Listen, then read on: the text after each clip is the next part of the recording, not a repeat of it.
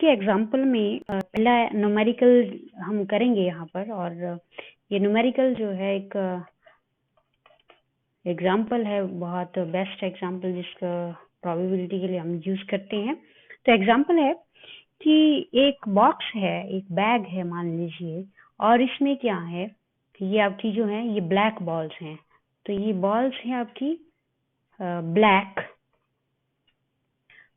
हैं और 10, और वाइट बॉल्स हैं मान लीजिए 8, और ग्रीन है आपके पास 6। ओके, तो आपने क्या करना है, प्रोबेबिलिटी कैलकुलेट करना है। इसके लिए हर एक का प्रोबेबिलिटी अलग अलग कैलकुलेट करना है, और फिर जो टोटल प्रोबेबिलिटी है वो कितना आएगा। ओके, तो let us calculate the probability for black ball. अब पहले टोटल कर लेते हैं कि टोटल बॉल्स कितनी है। टोटल आउटकम्स मीन्स बॉल्स कितनी है टोटल। तो कितनी है ये 10 प्लस 8 प्लस 6, और ये नंबर मेरे पास है दैट इज 24 बॉल्स हैं। अब ब्लैक के होने की संभावना कितनी है, ब्लैक की पॉसिबिलिटी कितनी है। ओके, तो probability for black is black total कितनी है 10, और 24 में से 10 की पॉसिबिलिटी जो है वो ब्लैक होने की है। उसी तरह से प्रोबेबिलिटी व्हाइट के लिए कितना होगा, तो व्हाइट के लिए होगा 8/24। प्रोबेबिलिटी ग्रीन के लिए, तो ग्रीन के लिए 6/24। तो इसे हम क्या करते हैं, टोटल प्रोबेबिलिटीज का कैलकुलेट करते हैं। Total probability of all balls,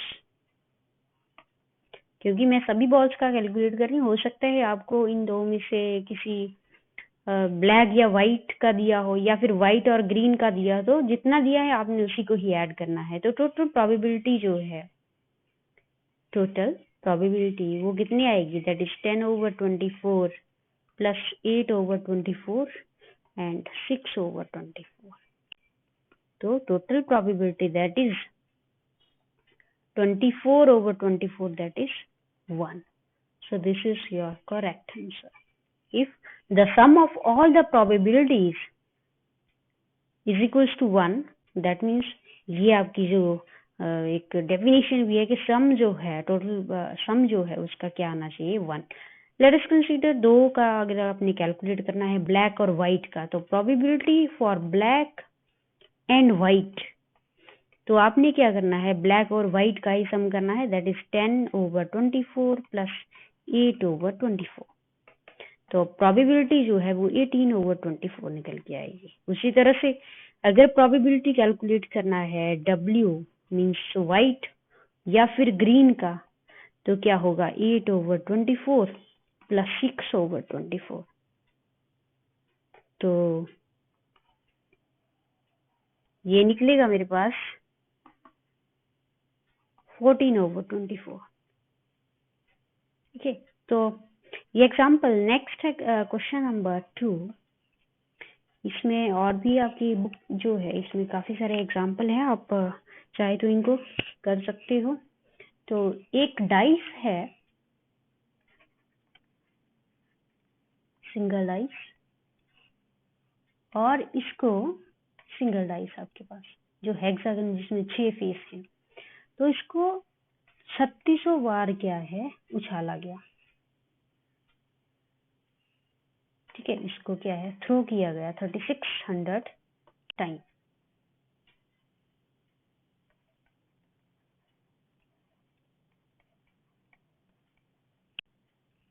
okay, तो आपने क्या करना है, आपने प्रोबेबिलिटी निकालनी है हाउ मेनी टाइम वन में एक्सपेक्ट द फेज 2 और face 3, 4, 6 to up, means how many times you may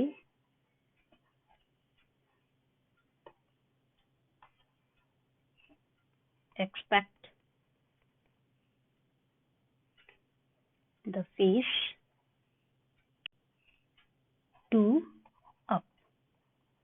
okay, कितनी बार आपको लगेगा कि एक डाइस को आपने 3600 बार उछाला और आपको कितनी बार लग रहा है, कितनी बार एक्सपेक्ट हो रहा है कि ये 2 जो है, या 2 क्या, यहाँ पे 1 ले लो या 2 ले लो, 3 4 5 अप टू 6, तो किसी एक का कोई भी फेस सिंगल हो सकता है, तो उसके लिए आपको कितनी बार लग रहा है कि ये फेस जो है वो एक्सपेक्टेड है इतनी बार आना।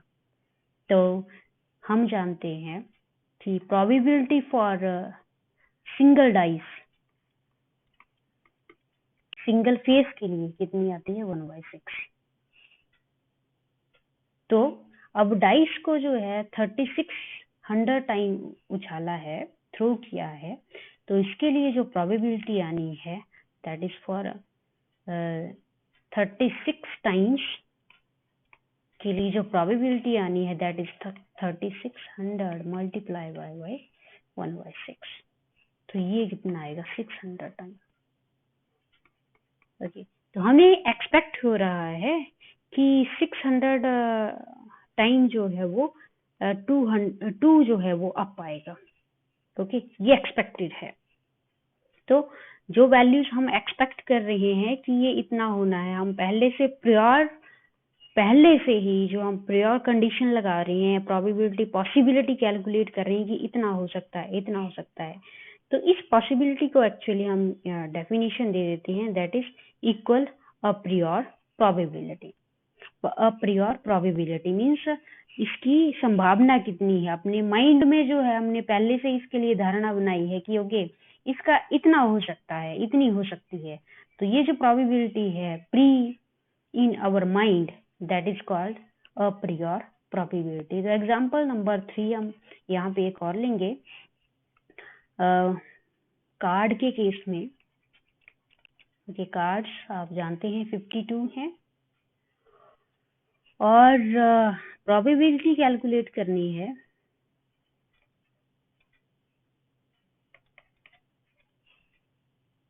Queen, king and S out of a well shuffled pack of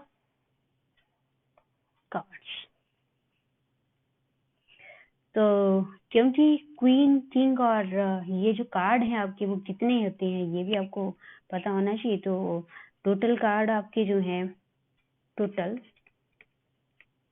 total outcomes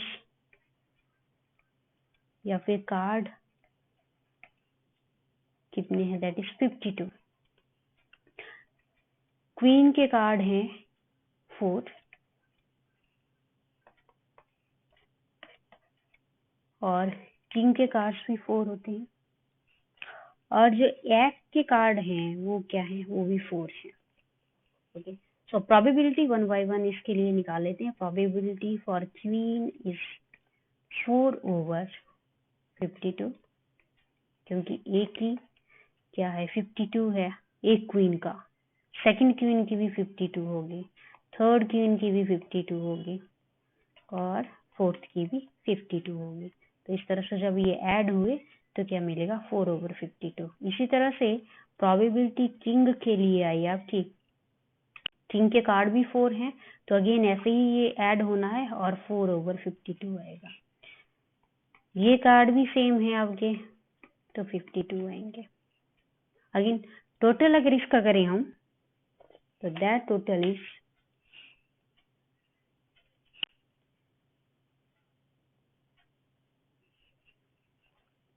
4/52, 4/52 and 4/52.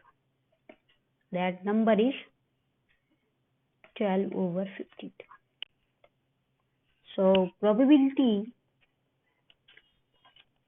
जो है आपकी कितनी आई है, 12/52।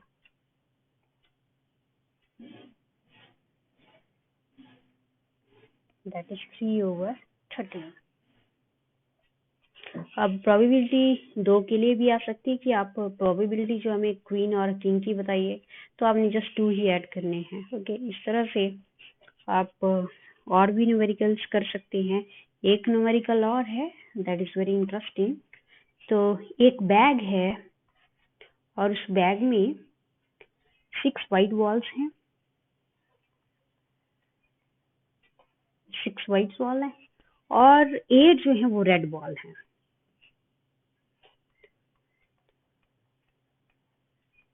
एट जो है वो रेड बॉल्स हैं।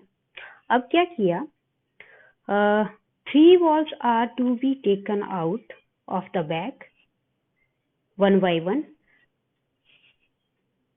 इस बैग से अब 3 balls निकाल लेनी है एक एक करके। Okay, calculate the probability of all the 3 balls to be red। Now क्योंकि एक एक करके बॉल को निकालना है तो रेस्ट हमने जो 3 बॉल्स निकाल ली, मान लीजिए आपने पहली बॉल निकाली, फिर दूसरी बॉल निकाली, फिर तीसरी बॉल निकाली, तो 3 बॉल्स आपने जो निकाल के यहाँ रखी तो उनकी प्रोबेबिलिटी जो है वो कितनी है रेड होने की, कि कितना हमें लग रहा है कि ये बॉल जो है वो रेड है जो निकाली है हमने बॉल। ठीक है, अब जो निकाली है क्योंकि अब हो सकता है आपकी अदर कलर की भी हो, रेड कलर की भी हो, तो पॉसिबिलिटी जो है वो संभावना जो है वो हमने यहाँ पे कैलकुलेट करनी है। Let us consider, not consider but total जो है आपकी वाइट बॉल जो है वो 6 है और रेड बॉल जो है वो 8 है, तो नंबर जो है आपका दैट इज 40। ओके, नाउ अब मान लीजिए प्रोबेबिलिटी, क्योंकि कैलकुलेट क्या करना है, कैलकुलेट, क्वेश्चन है calculate the probability of all the 3 balls to be red. Okay, ये क्वेश्चन है आपका। तो चलिए फर्स्ट जो है हम निकाल लेते हैं। एक बॉल जो है आपने मान लीजिए यहाँ से रेड निकाल के रख दिया यहाँ पर,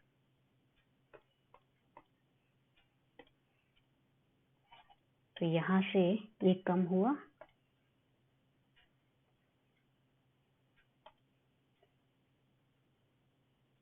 एक यहाँ से कम हो गया। ठीक, तो हमारा जो यहाँ पे हम लिखेंगे वो क्या लिखेंगे, that is probability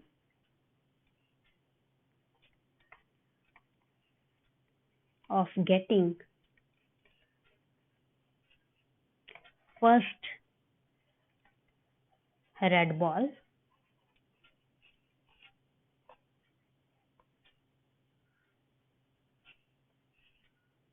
is equals to 8/40, क्योंकि रेड बॉल्स कितनी है, these are reds and these are white. Okay, 8/15 that is 4/7। Now अब एक निकाल ली है तो यहाँ कितनी रही है, यहाँ रही है आपकी 13। Okay, inside the ball, inside the bag जो है अब आपकी 13 बॉल रह गई है यहाँ पर एक निकालने से। Okay, now total number of balls in a bag is equal to 13। 13 है अब। Therefore, now probability of getting second ball, और वो बॉल कैसी है, रेड। सेकंड बॉल की क्या होगी अब, क्योंकि नंबर क्या है 13 रह गया है अब। ठीक है, तो कितनी आएगी, दैट विल बी 7/13। ठीक, पहले 8 थी तो 8 में से एक निकाल ली, अब कितनी रही 7 और टोटल कितनी है 13। ठीक है जी, नेक्स्ट थर्ड भी निकालनी है। अब एक और निकाल के रख दी है आपने,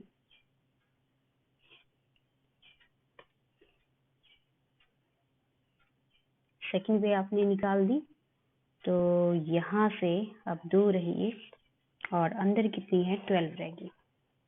ठीक है जी। देयरफॉर थर्ड के लिए दैट इज नंबर जो है अब 6 रह गया है यहाँ पे, और टोटल कितना है 6 ये है, और 6 बॉल्स कितनी है दूसरी है ये 12, तो 1/6 1/2। ओके, तो इस तरह से कितनी वैल्यूज हमारे पास आई, ये और ये। Now probability of getting all the 3 balls to be red, इसका क्या करना है हमने, जो क्वेश्चन था probability of getting all the red balls, that is probability of getting all red balls is all 3 red balls 4/7 7/13 multiply 1/2। सो ये number जो है आपका आएगा 2/13। इस तरह से बहुत सारे न्यूमेरिकल्स है, आप करिएगा, नहीं आएगा तो आप कमेंट बॉक्स पे कमेंट